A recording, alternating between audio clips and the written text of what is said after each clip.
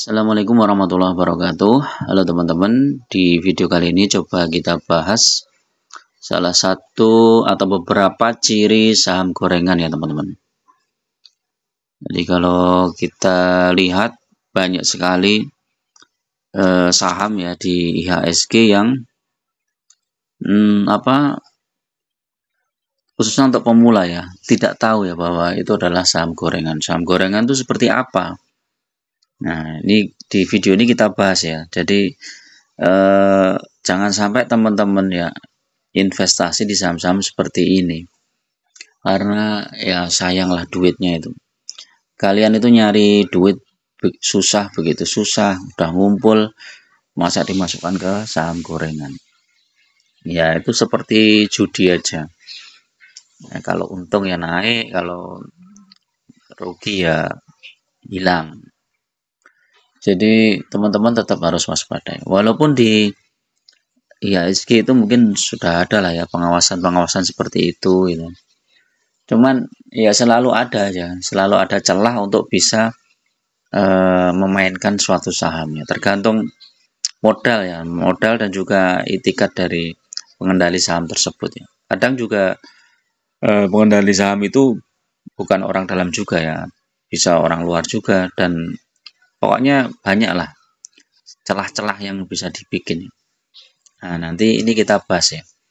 Lebih baik teman-teman tuh fokus di saham-saham yang fundamental bagus, syukur-syukur harga sahamnya itu naik terus dalam jangka tertentu ya, bukan naik dalam 1 hari 2 hari gitu ya.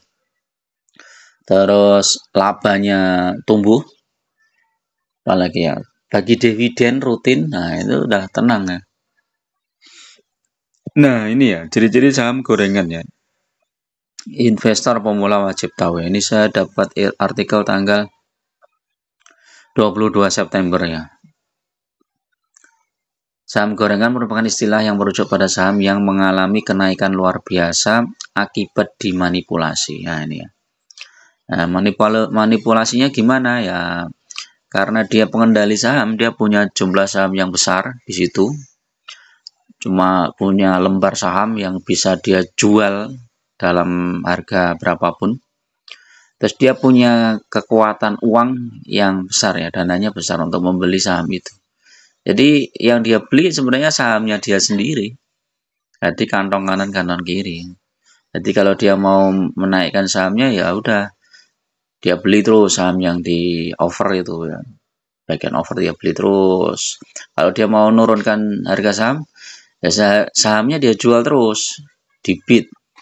Bidnya itu ada berapa ribu lot, 1000 lot dia jual di harga itu, nanti turun dijual lagi, turun terus itu turun seperti itu ya. Nah ini saham gorengan dapat diartikan sebagai saham perusahaan yang kenaikannya di luar kebiasaan. Meski berisiko tinggi, saham gorengan kerap dimanfaatkan oleh sejumlah trader untuk meraup untung dalam waktu singkat. Ya ini banyak yang trader-trader yang akhirnya terjebak di sini teman-teman. Pengen untung 1%, 2%, tapi akhirnya malah dia boncos ya, artinya ya dia rugi di situ, ruginya bisa 10%, 20%. Kalau saham gorengannya dibanting ke bawah ya bisa rugi banyak ya. Nah, jika Anda baru terjun di investasi yang penting untuk memahami bahwa aksi saham gorengan kerap menelan korban para investor retail. Nah, ini beberapa ciri ya teman-teman saham gorengannya. Salah satunya nih masuk daftar UMA. UMA itu Unusual Market Activity.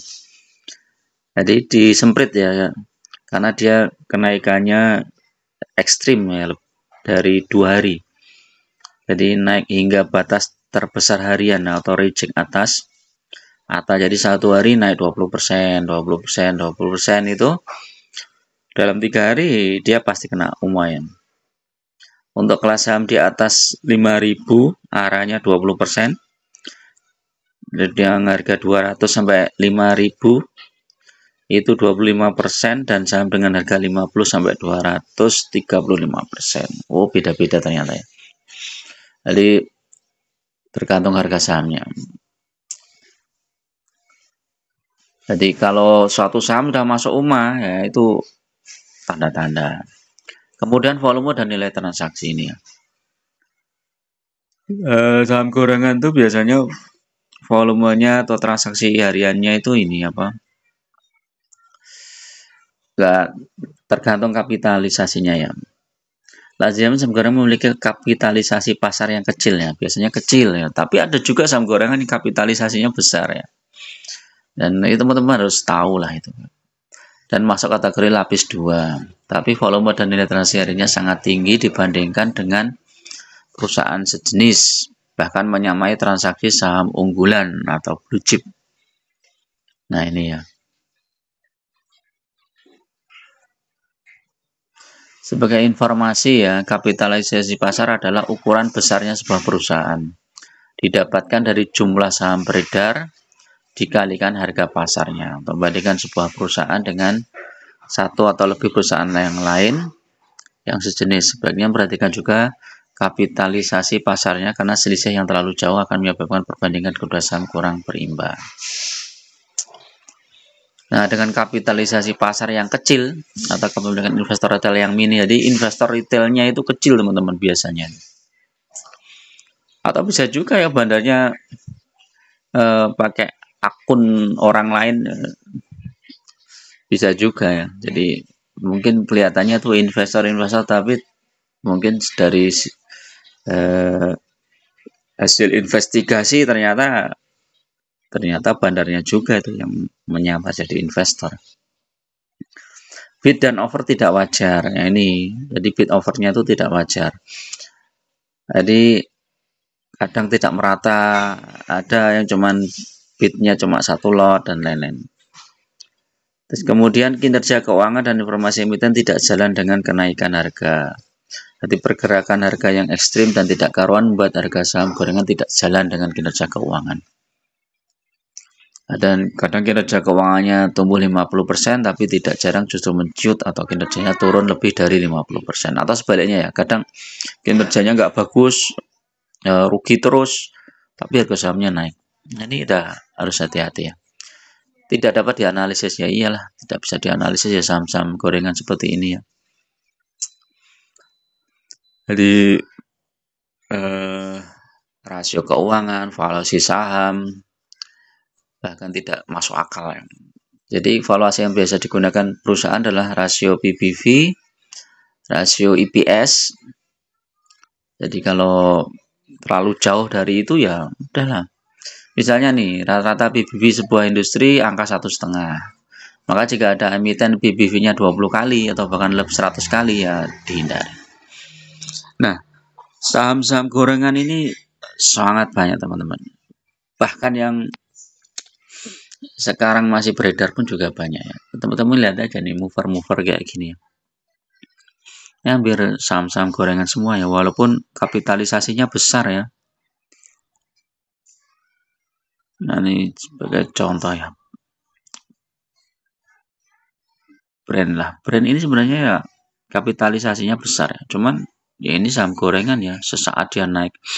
Bayangkan di 1 tahun naiknya sampai 10 kali lipat ya.